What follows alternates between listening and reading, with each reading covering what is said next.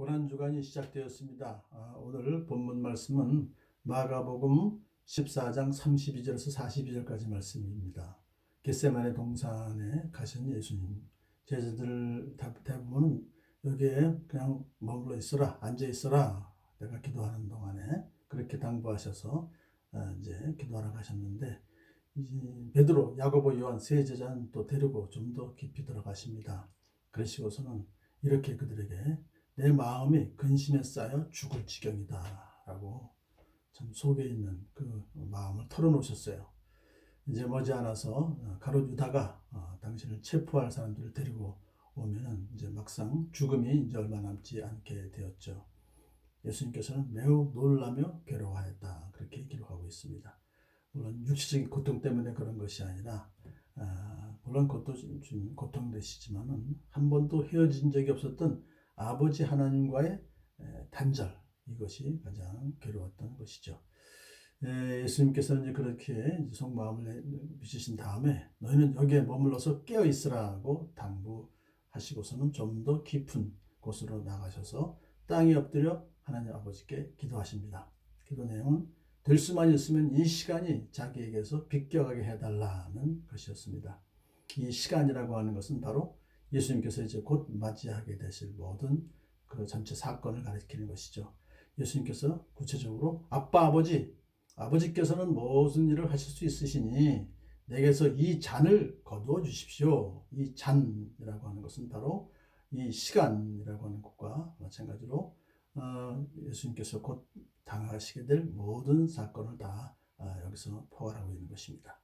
자, 그러면 이 잔을 거두어 주십시오라고 하는 것은 그것을 완전히 뭐 죽지 않겠다 그런 뜻이 아니라 이 방법이 아닌 다른 방법이 있으시다면 그 방법을 좀 사용해 주십시오. 이렇게 물론 그렇게 해서 자신에게 맡겨진 사명은 제가 감당하겠습니다. 그 사명을 감당할 수 있게 해주십시오.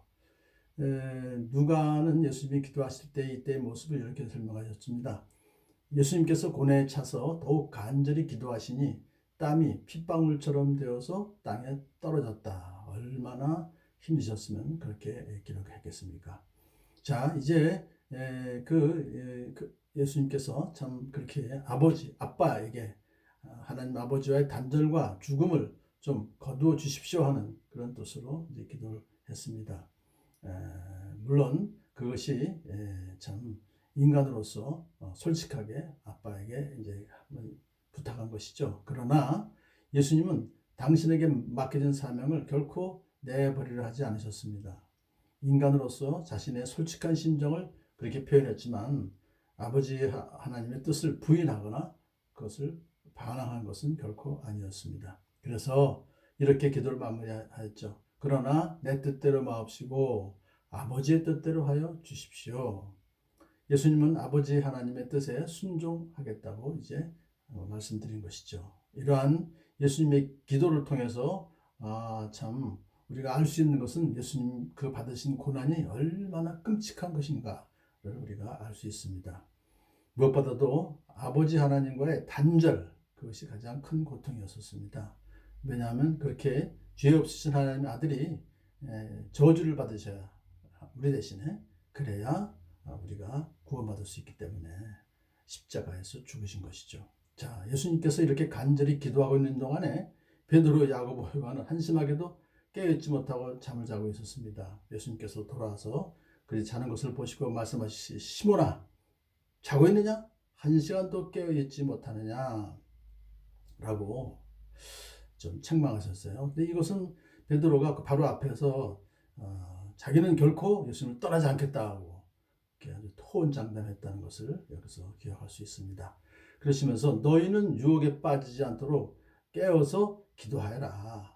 사실 여기 깨어있으라고 하는 것이 예수님 당신을 위해서 깨어있으라고 하신 게 아니라 너희가 유혹에 빠지지 않도록 기도해라. 너희를 위해서 기도해라. 그 말씀이에요. 그러면서 예수님께서는 마음은 원하지만 육신이 약하구나. 그들의 상태를 잘 알고 계신 것이죠. 자, 어떻습니까? 자신을 위해서 깨어서 기도하라고 당부하신 것은 그들 스스로가 마음은 원하지만 육신이 약하여서 정말 해야 될 일을 하지 못하는 것을 알고 계셨기 때문에 그렇습니다. 이제 세 번째로 돌아오셔서 또 자고 있는 것을 보시고선 이번에는 남은 시간을 자고 쉬어라. 그 정도면 넉넉하다. 그렇게 참 말씀해 주세요. 예수님께서는 제자들의 상태를 잘 이해하셨던 것을 봅니다. 자, 이렇게 여하튼 겟세마네 동산에서 예수님께서는 기도를 마치셨습니다. 앞으로 일어날 모든 일을 잘 준비하셨다. 그렇게 우리가 볼 수 있죠. 그래서 제자들에게 이렇게 말씀하십니다. 때가 왔다. 보아라. 인자는 죄인들의 손에 넘어간다. 일어나서 가자. 보아라. 나를 넘겨줄 자가 가까이 왔다. 조금 전에 기도하시기 전에 참 놀라며 괴로워하시고 참 이렇게 내 마음이 근심에 쌓여 죽을 지경이다 라고 약한 모습을 보였던 예수님은 이제는 당당하게 체포 당하기 위해서 앞으로 나가신 것입니다.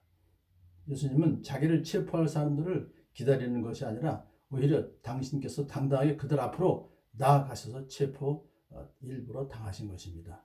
오늘 그런 모습을 변화된 모습을 보면서 우리도 참 어려운 일을 당할 때 예수님처럼 기도하고 그리고 또 제자들에게도 같이 깨어서 기도하라라고 당부하는 모습을 배워야 될 줄로 믿습니다.